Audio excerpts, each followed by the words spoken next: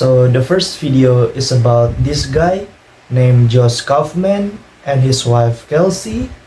He's talking about how their life changing 2 years ago after they're welcoming their newborn baby named Lila. Even though Josh Kaufman is enjoying his life being a parent, he thought he would never have a free time again. And that's really disconcerting him because he likes learning new things. And then he decided to go to the library and see what the research says about how we learn and how we learn quickly. There he discovered that humans need 10,000 hours to learn new skills. But that's not true. Humans only need minimum 20 hours per day to learn new skills. Then he gave his methods for learning new skills in 20 hours per day. The first method is deconstruct the skill, which means learn the most important skill first. That way, you can learn new skills quickly. The second method is learn enough to self-correct, which means what you wanna do is learn just enough that you can actually practice to self-correct. And the third method is to remove barriers to practice, which means instead of watching TV or playing on the internet, we learn new skills. And the fourth method is practice at least 20 hours, which means stick with the practice long enough to achieve the rewards. And in the end of his speech, Josh Kaufman said the major barrier to skill acquisition isn't intellectual, it's emotional.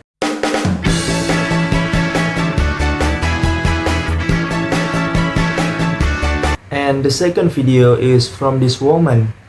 Her name is Mariana Atencio. She is a journalist from Venezuela, South America, where she grew up. And the topic is what makes you special. She told us a story when she was little that she went to a camp with her little sister in the US, and they are different from other kids because of their race, and they were asked all kinds of strange questions like, do you know hamburger is? And it makes her and her little sister sad because they are different. And later on, when she grew up, she went to high school and she expects about the American high school experience. But when she found out her roommate, she was disappointed because she wore a headscarf and it was different from other students. And she was disappointed because she wanted to be fit in even more and be popular. And she felt that her roommate just got in the way because of her shyness and her strict dress code. And she just realized that it also hurt her roommate's feelings. Like when she was little, she was hurt by strange questions. And she also just realized that what makes you different is an advantage. When there was a talent show for charity at her high school, she danced on stage with Shakira's song and was successful. And she started thinking if she was open with her roommate, maybe she could teach her belly dancing because she was from the Middle East. And that's when she realizes that what makes you different is an advantage. The conclusion from this speech is that don't see differences as weaknesses but advantages.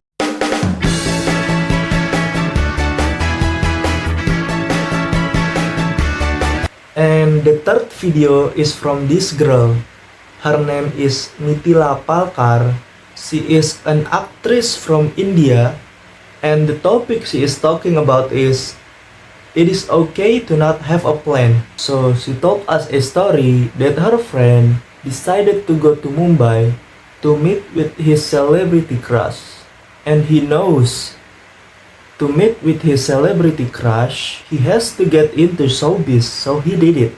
And it turns out he actually likes the world of acting and has been doing it for 10 years. So the conclusion of the story is things don't always according to plan, because the reason he entered the world of acting was because he wanted to meet his celebrity crush, but it turned out he actually liked it and continued his work for 10 years. And later on, she told us another story about how she wanted to become an actress. But she said that it is not easy to become an actress because she had to face a lot of rejection during an auditioning. But when she doesn't have a plan, she actually gets lots of opportunities. Like when she wants to record herself playing music using plastic cups, she actually gets a lot of viewers and lots of opportunities. So the conclusion from this speech is, sometimes it is okay to not have a plan and just live your life.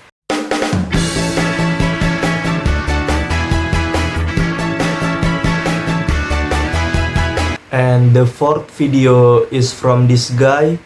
His name is Stephen Dunier.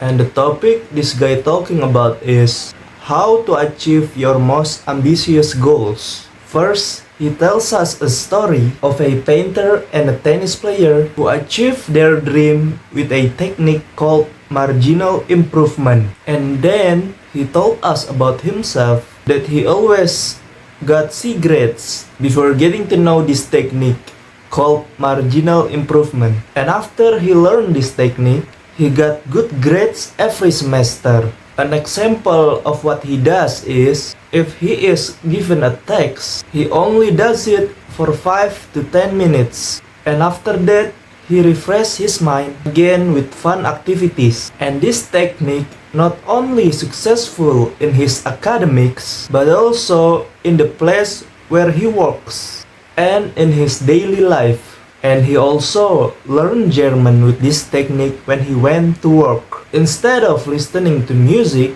he listens to German language program on his iPod. And when he and his children went to Germany, they were surprised because he could speak German. And he also succeeded in climbing mountains in the front country and doing the hardest half marathon in the world with this technique. And he also holds the Guinness World Record for the largest crochet granny square. The conclusion is, if you want to achieve big dreams, do it with the technique called marginal improvement.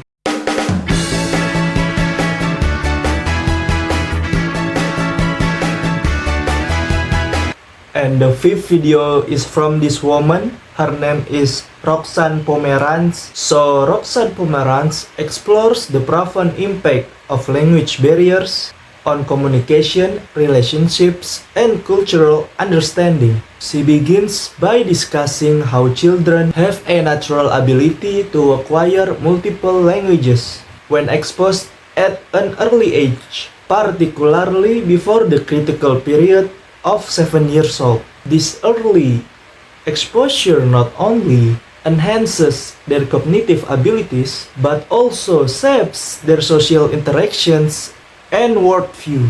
Drawing from her social experiences as an American living in Israel, Pomeranz shares how navigating a new linguistic environment influenced her own perspective and understanding of different cultures. She emphasized that language is more than just words. It carries history, emotions, and social connections. Language barriers, therefore, do not just hinder conversation, they also create divisions between people and limit opportunities for collaboration and mutual understanding. To bridge these gaps, Pomeranz advocates for innovative approaches to language learning, including the use of modern technology, immersive experiences, and educational strategies that encourage early multilingual exposure. She argues that by reducing language barriers, we can foster a more inclusive, connected, and empathetic global society.